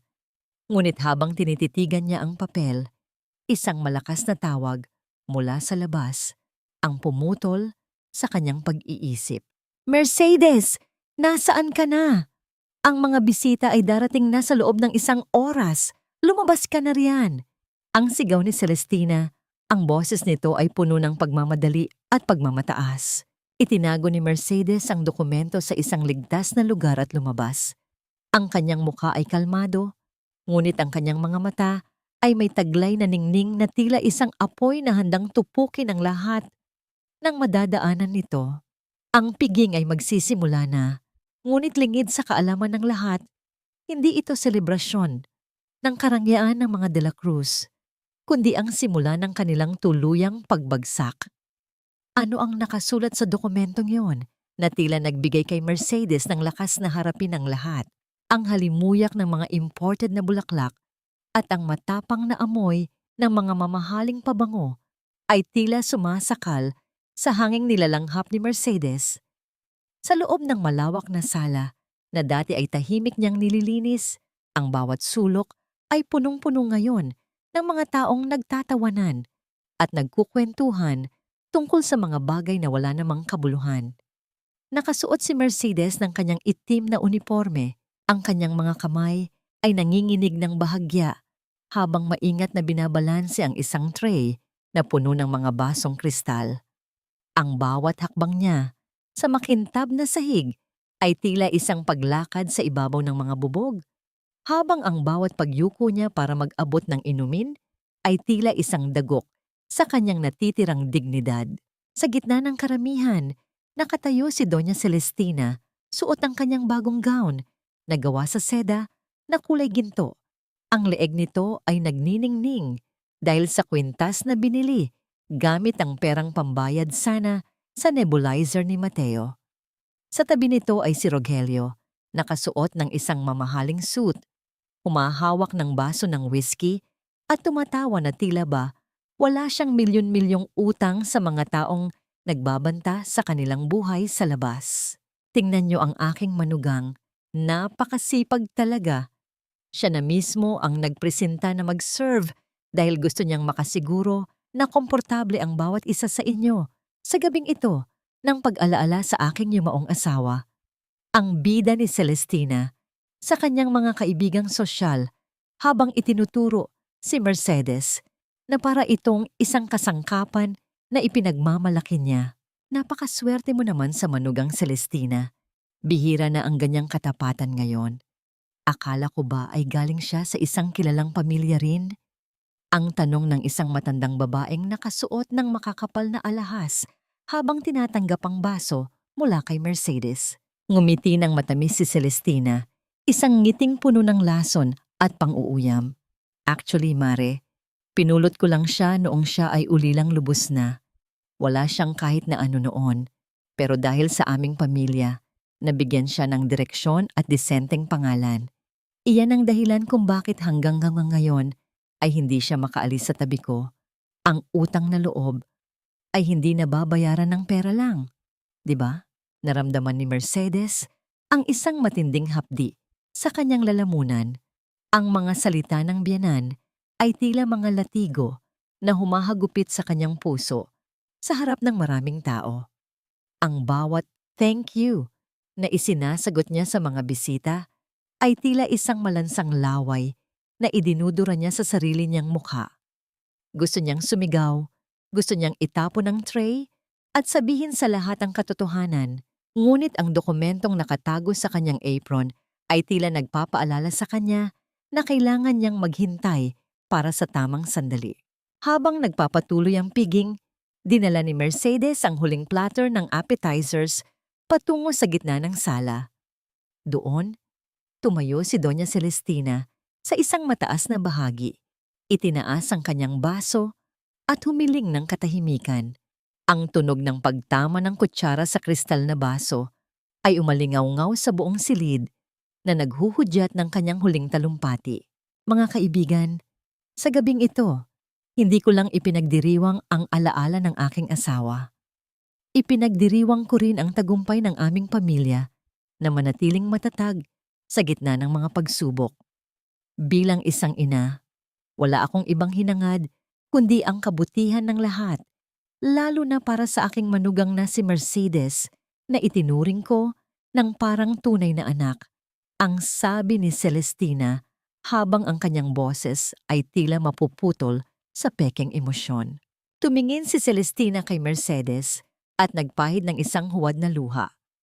Kaya naman, bilang tanda ng aking pagmamahal, sa harap ninyong lahat, nais kong sabihin kay Mercedes na kahit anong mangyari, hinding-hindi ko siya pababayaan sa bahay na ito na pag-aari ng mga De La Cruz. Ang bawat bisita ay nagsimulang magpalakpakan. Ang tunog ng pagtama ng mga palad ay tila isang nakakangilong ingay-ingay sa pandinig ni Mercedes. Ngunit sa gitna ng palakpakan, dahan-dahang binitawan ni Mercedes ang tray sa ibabaw ng mesa. Ang kanyang mga mata ay direktang tumingin kay Celestina. Walang takot, walang pagyuko. Sa unang pagkakataon, sa loob ng 10 taon, isang malamig at mapanghamong na ngiti ang gumuhit sa kanyang mga labi habang ang kanyang kamay ay dahan-dahang dumudukot sa kanyang apron. Dahil sa sandaling ito, ang lahat ng palakpak ay mapapalitan ng isang nakakabinging katahimikan na hindi na kailanman mabubura ng anumang pagsisinungaling. Tapos na ang palabas, Celestina. Tapos na ang mahabang panahon ng iyong panlilinlang. Ang boses ni Mercedes ay hindi malakas, ngunit ang bawat salita ay tila isang malamig na hampas ng hangin na nagpatahimik sa buong sala. Ang tunog ng mga nagkukwentuhang bisita ay biglang naputol, napalitan ng isang nakakabinging katahimikan na tila ba ang lahat ay sabay-sabay na nawalan ng hininga. Dahan-dahang inilabas ni Mercedes ang kanyang cellphone mula sa bulsa ng apron, kasama ang nakatuping dokumentong ibinigay ni Attorney Liza. Mercedes, ano bang kamangmangan nito? Nakakahiya ka sa harap ng mga bisita. Bumalik ka sa kusina kung ayaw mong kalimutan ko ang lahat ng kabutihang ginawa ko sa'yo. Ang sigaw ni Celestina, ang kanyang mukha ay naging kasing putla ng pader habang ang kanyang mga mata ay nanlilisik sa takot at galit. Sa halip na sumunod, pinindot ni Mercedes ang screen ng kanyang telepono. Sa loob ng tahimik na silid, umaling-awngaw ang isang boses na hindi kailanman inakala ng mga bisita na maririnig nila mula sa tinitingala nilang donya. Ginamit ko ang pera. Ginamit ko para mapanatili ang dangal ng pamilyang ito. Sino ka ba? Isang labandera lang.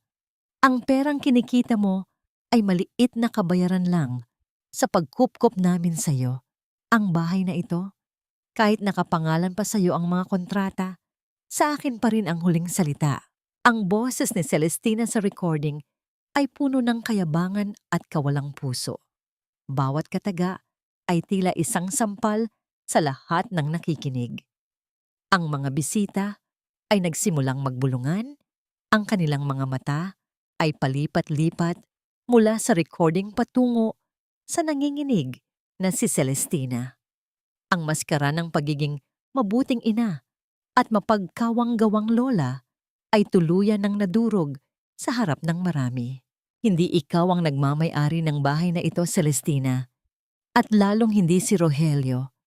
Ang sabi ni Mercedes habang binubuklat ang dokumento sa kanyang kamay.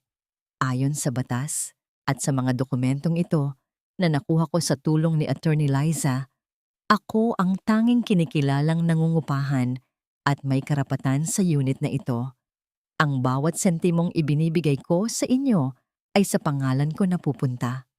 Ang tanging dahilan kung bakit kayo may masisilungan ay dahil sa aking pagtitiis, hindi dahil sa inyong kabutihan. Lumapit si Rogelio, ang kanyang mukha ay puno ng pagkapahiya na nauwi sa isang desperadong galit. Mercedes, tama na. Huwag mong gawin ito sa sarili mong pamilya. Pag-usapan natin ito sa loob. Tiningnan siya ni Mercedes nang may sukdulang pagkasuklam. Pamilya. Ang pamilya ay hindi nagnanakaw sa sariling dugo. Ang pamilya ay hindi hinahayaang mamatay sa hirap ang sariling anak habang ang ama ay nagsasaya kasama ang ibang babae gamit ang pera ng kanyang asawa.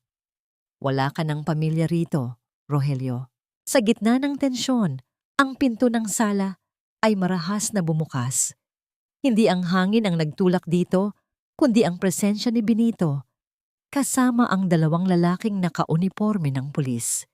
Ang tunog ng kanilang mga sapatos sa sahig ay tila mga martilyo na nagtatapos sa bawat kasinungalingan ng mga De La Cruz. Magandang gabi sa inyong lahat. Pasensya na sa istorbo, pero meron kaming warrant laban kay Rogelio De La Cruz para sa kasong estafa at malaking utang na hindi nabayaran, ang sabi ng isang pulis, habang ang bawat mata sa sala ay nakatuon sa nanginginig na si Rogelio. Tumingin si Benito kay Mercedes at tumango ng bahagya, isang senyales na ang lahat ay ayon sa plano. Lumapit ang mga pulis kay Rogelio at mabilis na kinandado ang kanyang mga kamay sa likuran gamit ang bakal na posas. Ang tunog ng paglock ng posas ay tila ang huling tuldok sa kwento ng kanilang pagsasama. Mama, tulungan mo ako!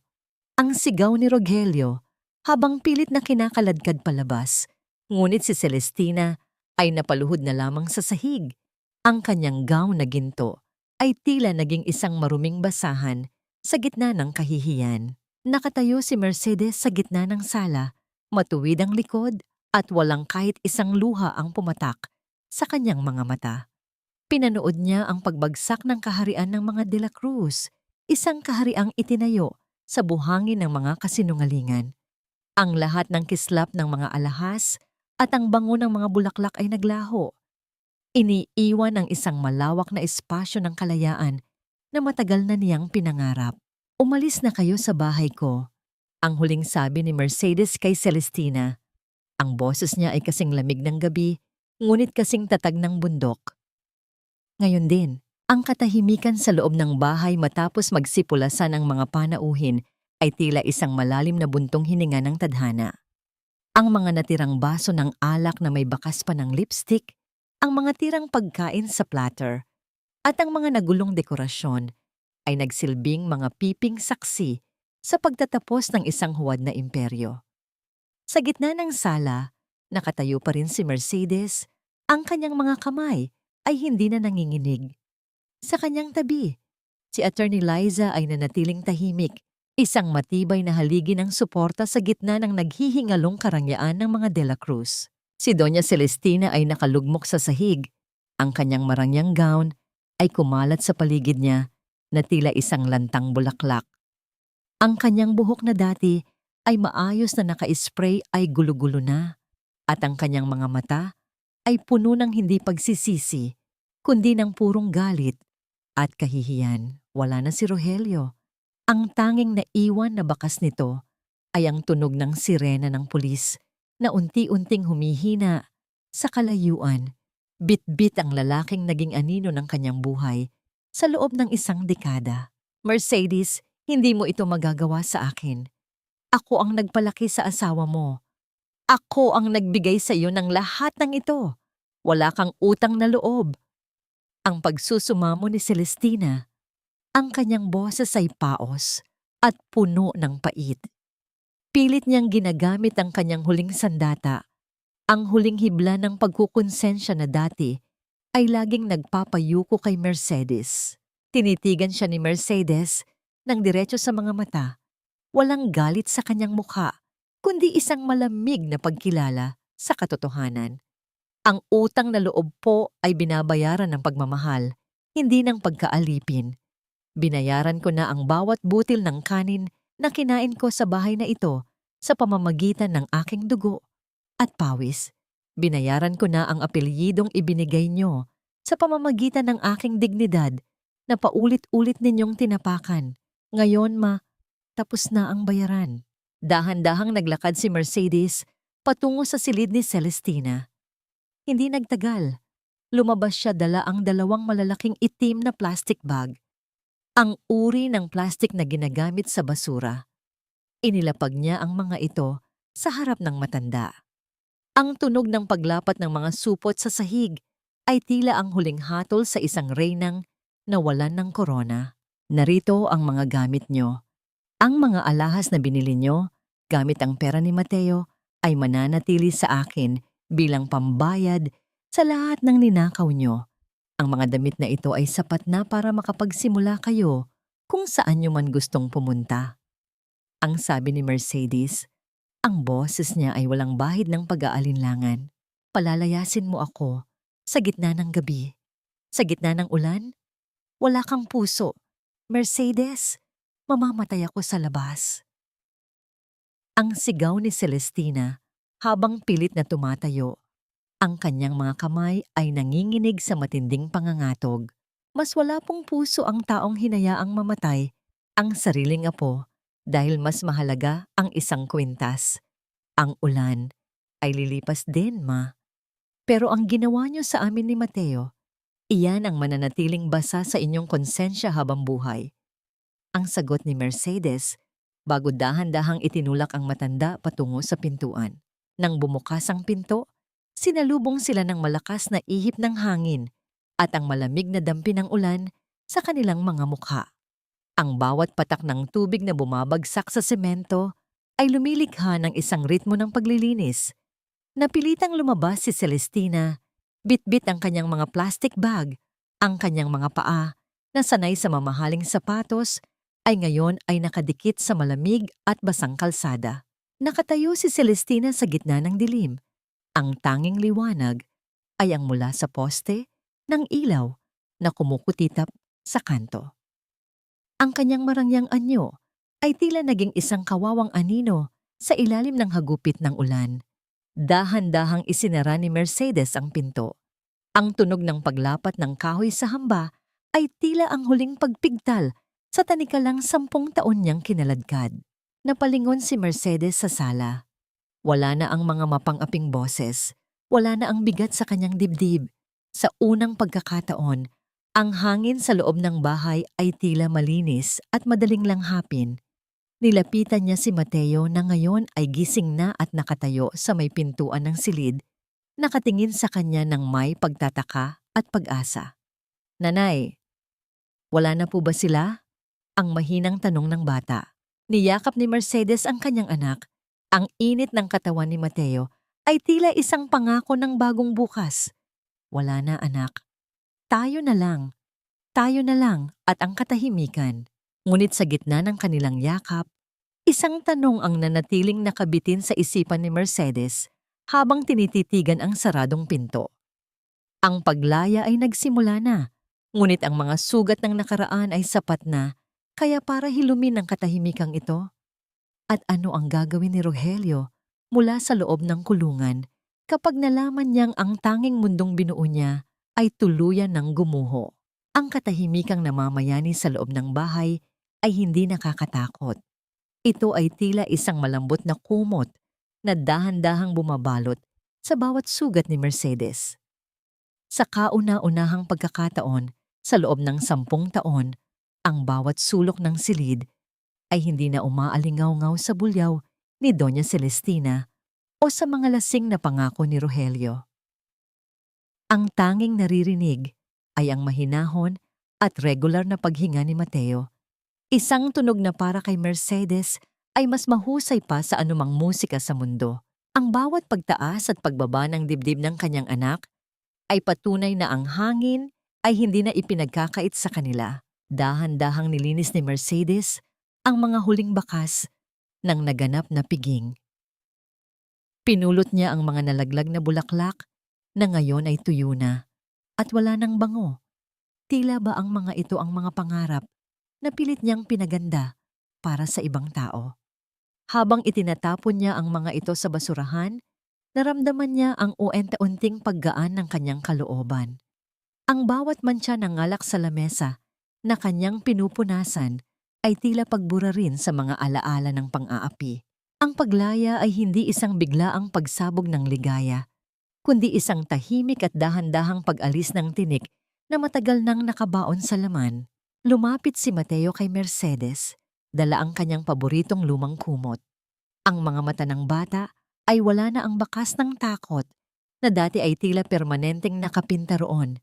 Naupo sila sa sahig, sa gitna ng sala na ngayon ay maluwag at payapa. "Nay, hindi na po ba babalik si Lola? Hindi na po ba tayo lilibakin ni tatay?" Ang mahinang tanong ni Mateo habang isinisiksik ang kanyang ulo sa bisig ng ina. Hinalikan ni Mercedes ang tuktok ng ulo ng kanyang anak. Ang amoy ng shampoo nito ay humahalo sa amoy ng kalinisan ng paligid. "Hindi na, Mateo. Ang bahay na ito ay atin na talaga. Wala nang sisigaw. Wala nang kukuha ng pambili ng gamot mo. Tayong dalawa na lang at sisiguraduhin kong hindi ka na muling matatakot sa sarili nating tahanan." 1 linggo ang lumipas na tila isang panaginip na unti-unting nagiging katotohanan.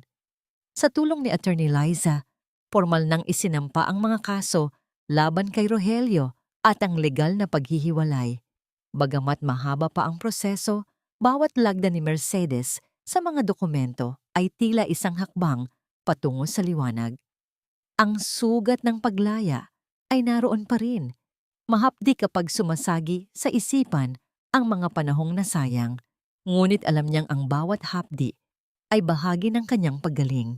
Isang hapon, Habang nag-aayos si Mercedes ng kanyang mga gamit sa paglalaba, isang kumatok sa kanilang pintuan. Hindi ito ang marahas na katok ni Benito o ang mapagmataas na katok ni Celestina. Ito ay isang matipid at tila nahihiyang tunog mula sa isang kartero. Inabutan siya nito ng isang puting sobre na may selyo ng City Jail.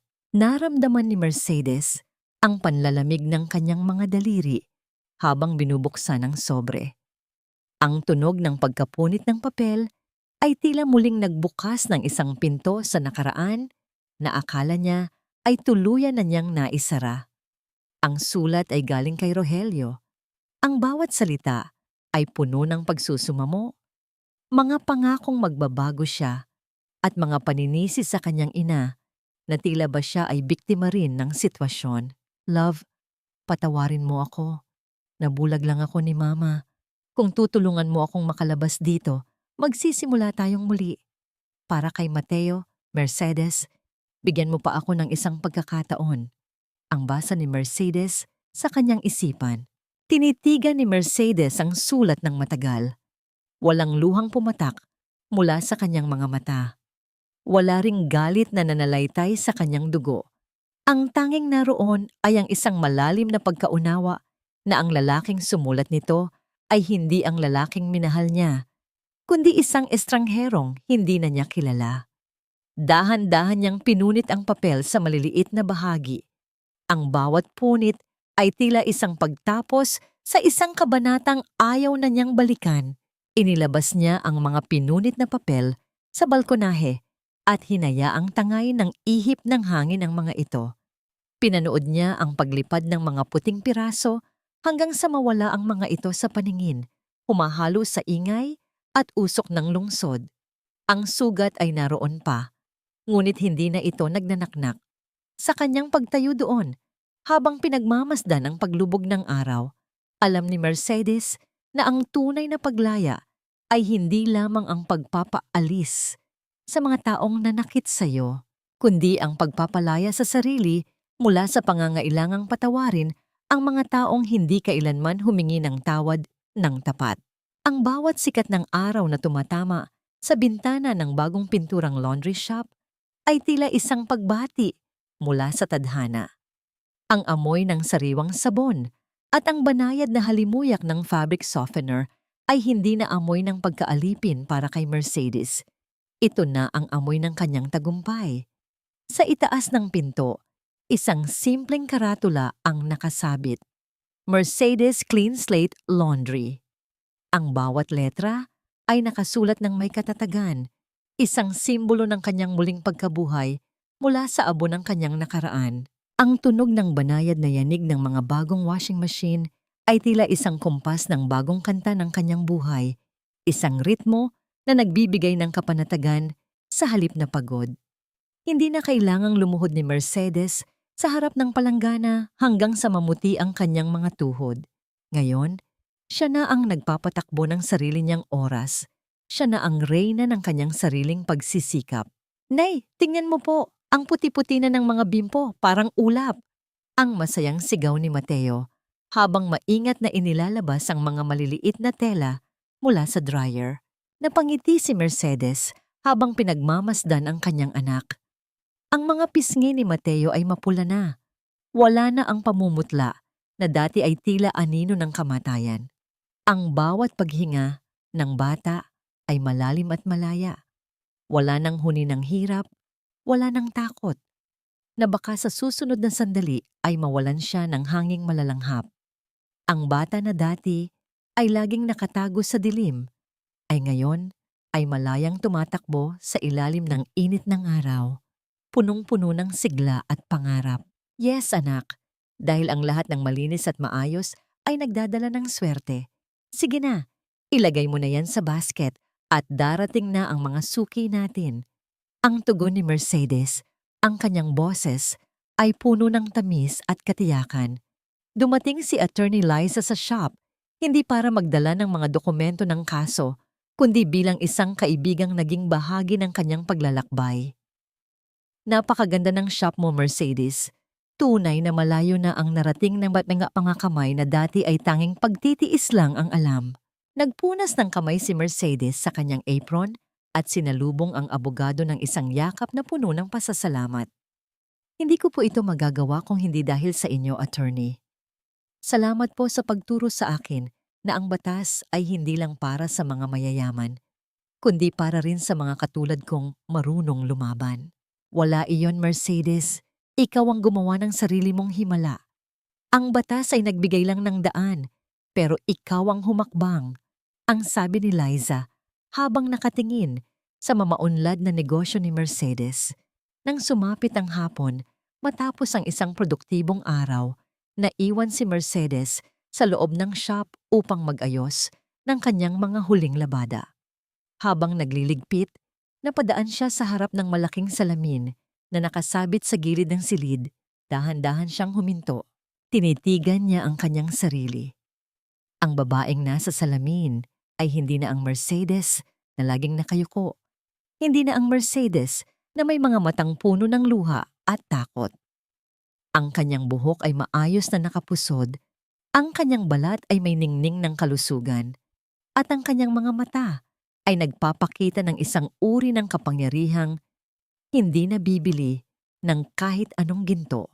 Hinawakan niya ang kanyang mukha. Wala na ang hapdi ng sampal ni Rogelio, wala na ang pait ng mga salita ni Celestina. Ang bawat kalyo sa kanyang palad ay hindi naman siya ng kahirapan, kundi mga medalya ng kanyang katatagan.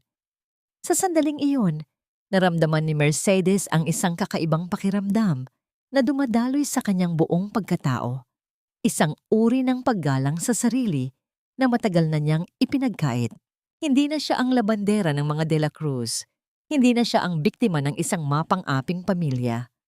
Nakatayo siya sa gitna ng kanyang sariling kaharian, sa ilalim ng sarili niyang bubong.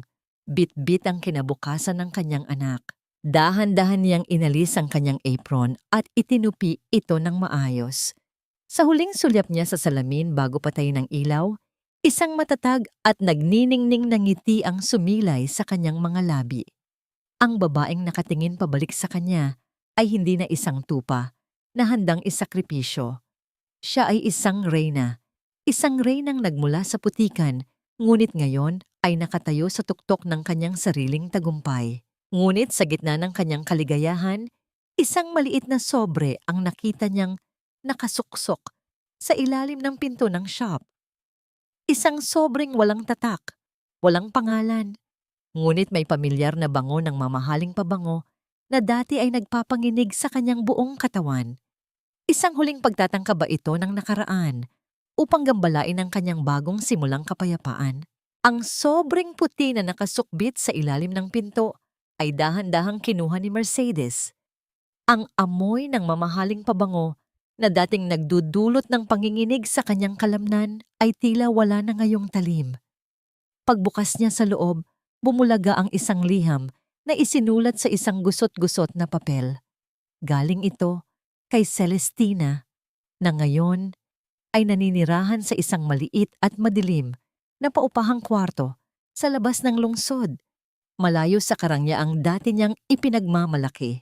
Ang bawat salita sa liham ay puno ng pagmamakaawa at pagpapaalala sa nakaraan, isang huling pagtatangka na gamitin ang utang na loob upang kumuha ng kahit kaunting tulong. Ngunit habang binabasa ito ni Mercedes, wala siyang naramdamang galit, wala ring pait. Ang tanging naroon ay isang malalim na katahimikan. Napagtanto niya na ang tunay na kapatawaran ay hindi ang pagsabing tama ang ginawa ng iba, kundi ang pagpapasya na hindi nahahayaang kontrolin ng kanilang mga pagkakamali ang iyong kasalukuyan. Binitawan ni Mercedes ang liham at hinayaan itong mahulog sa basurahan, kasama ang lahat ng dumi ng nakaraan na hindi na kailanman magiging bahagi ng kanyang bukas. Isang hapon sa pampublikong parke, ang sikat ng araw ay tila isang mainit na yakap mula sa langit. Nakaupo si Mercedes sa isang bangko habang pinapanood si Mateo na masayang tumatakbo kasama ang ibang mga bata. Ang bawat halakhak ni Mateo ay tila isang himig ng tagumpay, isang patunay na ang buhay ay may kakayahang bumangon muli kahit mula sa pinakamalalim na hukay. Dumating si Attorney Liza dala ang 2 baso ng malamig na juice. Ang kanyang nangiti ay puno ng paghanga sa babaeng nasa kanyang tabi. Kamusta ang pakiramdam, Mercedes? Parang ibang-iba na ang aura mo ngayon. Ang puna ni Liza habang iniabot ang inumin. Huminga ng malalim si Mercedes. Ang hangin ay malinis at puno ng pag-asa. Ngayon ko lang naramdaman ang tunay na kapayapaan, attorney. Noong una, akala ko ang paghihiganti ang magpapalaya sa akin. Pero mali ako. Ang pagpili sa sarili ko at sa anak ko ang tunay na nagligtas sa amin. Wala na akong utang na loob sa kahit kanino, kundi sa sarili ko na hindi sumuko sa gitna ng unos. Tumingin si Mercedes sa langit, sa mga ulap na dahan-dahang tinatangay ng hangin. Naalala niya ang bawat gabing umiyak siya sa gitna ng ulan, ang bawat hapdi ng kanyang mga kamay sa paglalaba, at ang bawat sampal na tinanggap niya ng may katahimikan. Ang lahat ng iyon ay nagsilbing mga guhit sa kanyang muka na ngayon ay nagpapakita ng isang kwento ng katapangan. Ang aral na iniwan sa kanya ng tadhana ay malinaw.